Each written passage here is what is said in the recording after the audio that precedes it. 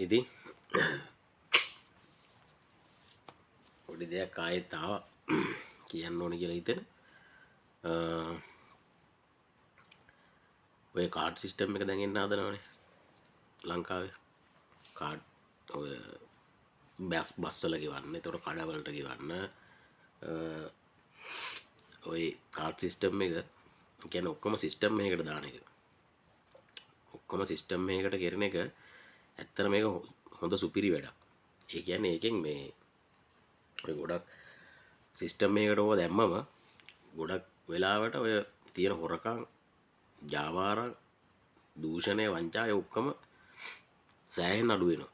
පරිමටම අඩු වෙනවා ඒකේ. ඒ කියන්නේ දැන් සිස්ටම් එකකටනේ එතකොට තියෙන්නේ වැඩපිළිවෙල. එතකොට සල්ලි දැන් අපි හිතමු බස් එක යනවා කියලා.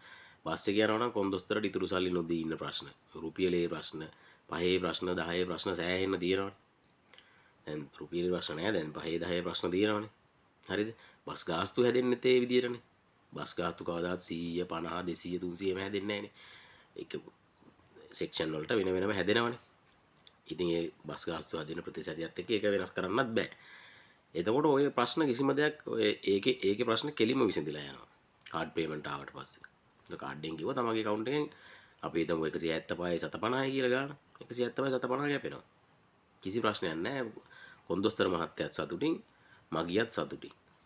ඒ උදාහරණයක් ඒක එක උදාහරණයක්. ඒ කියන්නේ එතනම ඒ ඔක්කොම ඒතකොට බස් එකේ අයිති මිනිස්සයා ප්‍රයිවට් බස් එකක් නම් අපි දුව බස් එකේ අයිති මිනිස්සයාට කොන්දොස්තර ගැන රිදුරු මහත්තයා ගැන කිසිම සැකයක් සංකාවක් තියාගන්න අවශ්‍ය වෙන්නේ නැහැ. හරිද? මොකද එයාට බලා ගන්න පුළුවන් කොච්චර අද දවසේ දුවලා තියනවද? අද කොච්චර ගමන් කරලා තියනවද? ටිකට් කොච්චර කැඩලා තියනවද? සල්ලි කොච්චර හම්බෙලා තියනවද? කීයක තෙල් ගහලා තියනවද?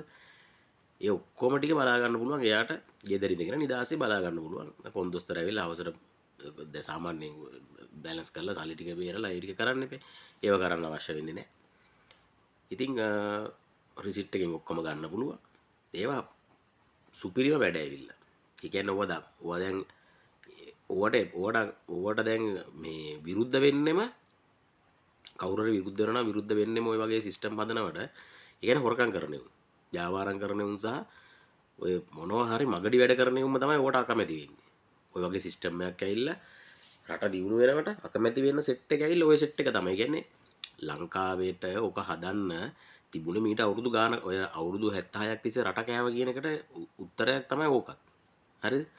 අවුරුදු 76ක් තිස්සේ මොනවද කරේ කියලා හිටපු දේශපාලඥයෝ සහ පාලනය කරපු අය ඒගොල්ලෝ මොනවද කරේ කියලා අහනවනේ. ඔය ඒකට උත්තරයක්.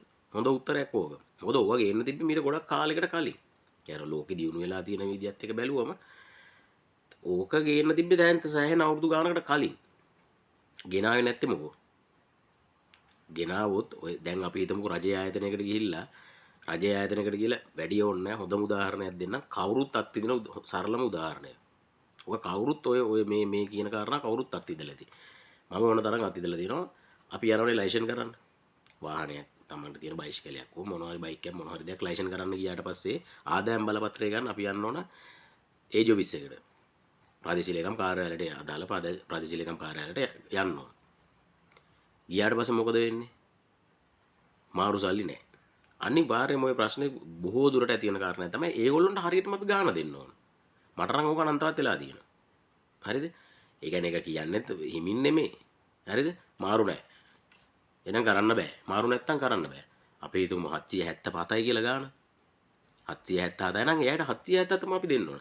1000ක් දුන්නොත් බැලන්ස් එක ගන්න විදියක් නැහැ. හරිද? ඉතින් අපි කඩයක් ගන්න කියලා සල්ලි මාරු කරන් යලා ගන්නවා. දැන් ওই කාඩ් සිස්ටම් ආවට පස්සේ ඔය රජයේ ආයතන වල ගොඩක් මොකක් තියෙන ප්‍රශ්නයන්නේ. හරිද? හොඳ ආයතන ඇති. මම නම් ගියපු ගොඩක් තැන්වල එහෙම තමයි මම ගොඩක් තැන්වලට ගිහලා නැහැ. ඉතින් ඔය ගියපු තැනක් මම ඔය කිව්වේ. නමුත් ගියපු තැන්වල යන්න මේ තැපැල් කන්තෝරුවට දඩයක් ගෙවන්න. ඒත් එහෙමනේ. ඒගොල්ලන්ට හරියටම අපි සල්ලි දෙන්න ඕන. හරි. ඉතින් ඔය වගේ තැන්වලට කාඩ් සිස්ටම් එක දැම්මනම්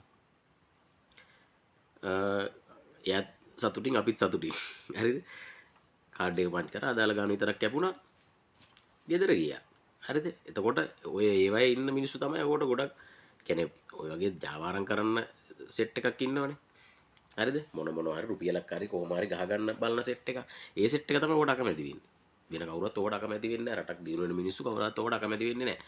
ඕගේ ඒක තමයි ඔය 70 අවුරුද්දක් කරපු දේවල් නෑ අර මේ කියලා කියන්නේ. ඔන්න ඕක කරපු නැතිනම් තමයි මිනිස්සු ඕක කියන්නේ නැතුව මේ වෙන දේවල් හින්දා නෙමෙයි. හරිද?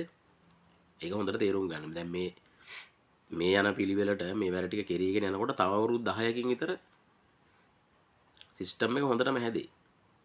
ඒකින්ද මේ දවසින් දෙකකින් බලාපොරොත්තු වෙන්න එපා වුණා. මේවා අමාරුයි තමයි ඉතින්. දැන් සාමාන්‍යයෙකුට තර්ක කරන්න පුළුවන් වයසක මිනිස්සෙක් දැන් කොහොමද කාඩ් එකක් පාවිච්චි කරන්න කියලා. හරිද? දැන් වයසක කෙනෙකුට ස්මාර්ට් ෆෝන් එකක් දුන්න මෙයා හොඳට පාවිච්චි කරනනේ. පුතා කොහේ හරි රටක ඉන්නවනම් කොළඹ ඉන්නවනම් දුරක ඉන්නවනම් යාට වීඩියෝ කෝල් එකක් ගන්න දන්නවා. හරිද? එතකොට වොයිස් මැසේජ් එකක් දාගන්න දන්නවා. ඉතින් ඒකට හුරු වෙන්න ඕන. ඒක දැන් කාටවත් එකපාර මේවා පුරුදු අපි දැන් ඉස්කෝලේ පුරුදු කරලා නෙවෙන්නේ. දැන් අපිට පුරුදුනේ. අපිත් ෆෝන් පාවිච්චි කරලා තමයි ෆෝන් පාවිච්චි කරන්න පුරුදු වෙන්නේ.